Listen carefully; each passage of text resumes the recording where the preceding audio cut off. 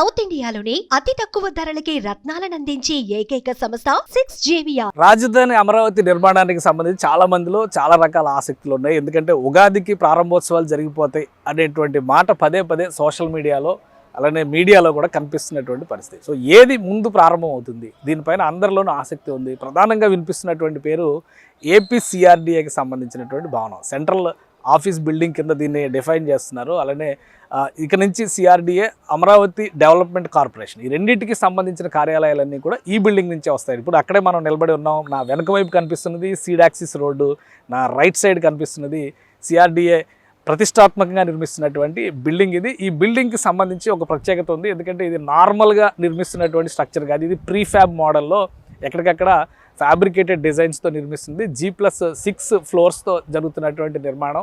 Already మీరు గమనిస్తే కనుక లోపల ఇంటీరియర్ వర్క్స్ జరుగుతున్నాయి. బయట నుంచి చూస్తే స్ట్రక్చర్ ఏమీ కనిపించట్లేదు. గతంలో ఓన్లీ రంగులు వేశారు. చంద్రబాబు నాయుడు గారు వచ్చి రెండోసారి ఈ పనులు ప్రారంభోత్సవం, అంటే గవర్నమెంట్ వచ్చిన తర్వాత పనులు ప్రారంభోత్సవానికి సంబంధించినటువంటి పూజలు ఇక్కడే చేశారు. ఆ తర్వాత ఒక పబ్లిక్ డిజైన్, ఒక 10 డిజైన్లని అక్కడ పబ్లిక్ కోసం ఓటింగ్ కోసం పెట్టారు. ఆ 10 డిజైన్లలో 10వ డిజైన్ ఏ షేప్, అమరావతిలో వస్తున్నటువంటి ఫస్ట్ బిల్డింగ్ కింద దీన్ని చూస్తే కనుక ఏ షేప్డ్ బిల్డింగ్ని పబ్లిక్ ఓటింగ్లో నంబర్ 1 పొజిషన్లో నిలిచింది.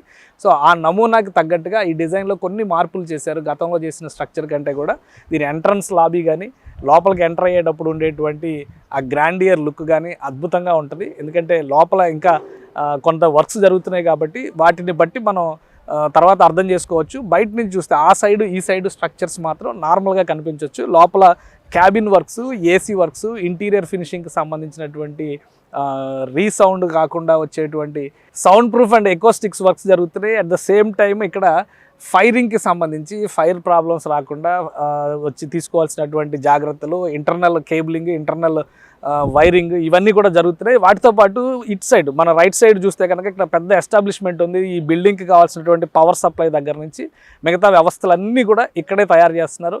రాబోయేటువంటి రోజుల్లో ఎలాంటి అవసరాలు ఉంటాయి అంటే కనీసం ఒక 500-600 మంది ఎంప్లాయీస్ ఇక్కడ పనిచేసేటువంటి అవకాశం ఉంటుంది. ఈ పనిచేసేటువంటి ఎంప్లాయీస్కి ఎలాంటి అవసరాలు ఉంటాయో బేసిక్ ఎమ్యూనిటీస్ అన్నిటినీ కూడా తీర్చిదిద్దే విధంగా ఇక్కడే ఆ ఏర్పాట్లన్నీ కూడా జరుగుతున్నాయి. సో మొత్తం వర్క్ కంప్లీట్ అవడానికి మరొక 4 నుంచి 5 నెలల సమయం పట్టేటువంటి అవకాశం ఉంది. వీలైనంత వరకు ఉగాది నాటికి ఈ పనులు ఎలా ముందుకు తీసుకెళ్లాలనేటువంటి ఆలోచనలో ఉన్నారు. కొన్ని క్యాబిన్స్ ప్రారంభోత్సవం చేయడానికైనా అవకాశం ఉంటే కనుక ఉగాది నాటికి ప్రారంభించాలనేటువంటి ఆలోచనతో ఉన్నారు. అంటే అట్లీస్ట్ 2 ఫ్లోర్లు ఓపెన్ చేస్తే ఎలా ఉంటుందనేటువంటి ప్రయత్నాలు కూడా జరుగుతున్నట్టుగా తెలుస్తుంది. ఇంటర్నల్గా సిఆర్డీఏ అధికారులు చెప్తున్నటువంటి ఇన్ఫర్మేషన్ బట్టి చూస్తే కనుక మొత్తం ఫినిషింగ్ వర్క్స్ చేయడానికి కనీసం 5 నుంచి 6 నెలలు పడుతుంది. మొదట అందుబాటులోకి రాబోయేటువంటి బిల్డింగ్ ఇదే.